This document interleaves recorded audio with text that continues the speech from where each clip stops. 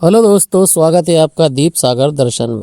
Doctor Bhimrao ji Ambedkar की प्रसिद्ध पुस्तक द बुद्धा एंड हिज धम्म उनकी अंतिम और अत्यंत महत्वपूर्ण कृति है।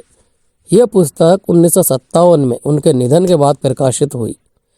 इस ग्रंथ में अंबेडकर ने भगवान बुद्ध के जीवन, उपदेशों और बौद्ध धर्म के मूल सिद्धांतों का सरल, तार्किक और सामाजिक दृष्टि से व्याख्यात्मक वर्णन किया है।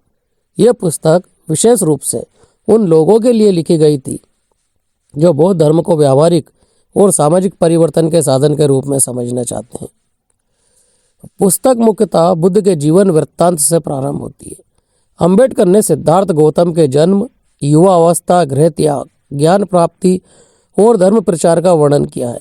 वे ये स्पष्ट करते हैं कि बुद्ध का संन्यास केवल व्यक्तिगत दुख से मुक्ति के लिए नहीं था, बल्कि समाज में व्याप्त अन्याय, असमानता और दुखों का समाधान खोजने के लिए था। अंबेडकर बुद्ध को एक महान सामाजिक सुधारक और मानवतावादी के रूप में प्रस्तुत करते हैं। इस पुस्तक की एक महत्वपूर्ण विशेषता यह है कि अंबेडकर ने बौद्ध धर्म को अंधविश्वास और चमत्कारों से अलग करके तार्किक और वैज्ञानिक आधार पर समझाया है। कर्म, पुनर्जन्म, निर्माण, चार आर्य सत्य और अष्टांगिक मार्ग की व्याख्या सामाजिक और नैतिक संदर्भ में की है। अंबेडकर के अनुसार बुद्ध का धम्म व्यक्ति के नैतिक आचरण, प्रज्ञा और करुणा पर आधारित है।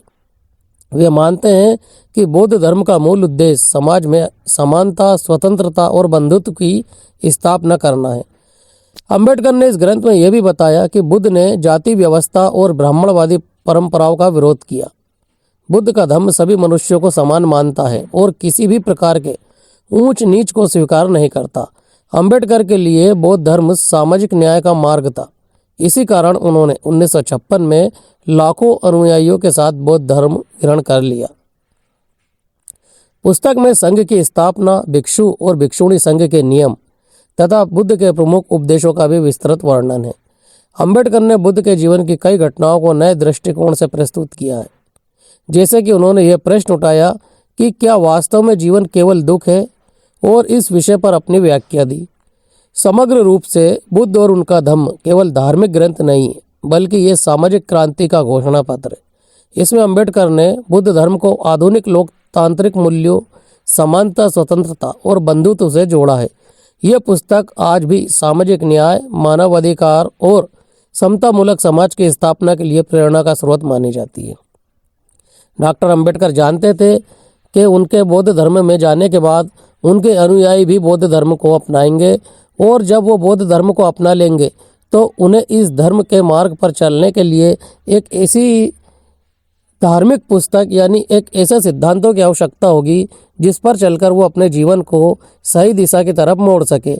यही वजह है कि बुद्ध के धम्म पर उन्होंने नवयान, एक शाखा का निर्माण किया, जिसमें उन्होंने बौद्ध धर्म के जो प्रमुख सिद्धांत हैं और जो कुछ भी उपयोगी सिद्धांत हैं अपने अनुयायियों के लिए अपने तरीके से उनकी इस पुस्तक में उन्होंने लिखा है, ताकि जो कोई भी व्यक्ति बौद्ध धर्म में आए तो इस पुस्तक के द्वारा वो अपने मन के अंदर उठने वाले प्रश्नों और जिज्ञासाओं को समझ सके। ये पुस्तक बहुत ही आसान शब्दों में और मानवता के कल्याण के लिए व्यक्तिगत उद्देश्य और सामाजिक उद्देश्य दोनों के हिसाब से डॉक्टर अंबेडकर ने लिखी है।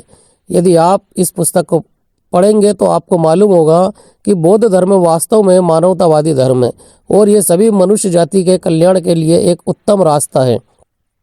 इसीलिए डॉक्टर अंबेडकर ने इस पुस्तक को लिखना उचित समझा था। यदि वीडियो आपको पसंद आए तो इसे लाइक कीजिए और अपने मित्रों में शेयर कीजिए। चैनल के अन्य वीडियो देखने के लिए चैनल को सब्सक्राइब जरूर कर लीजिए। धन्यवाद।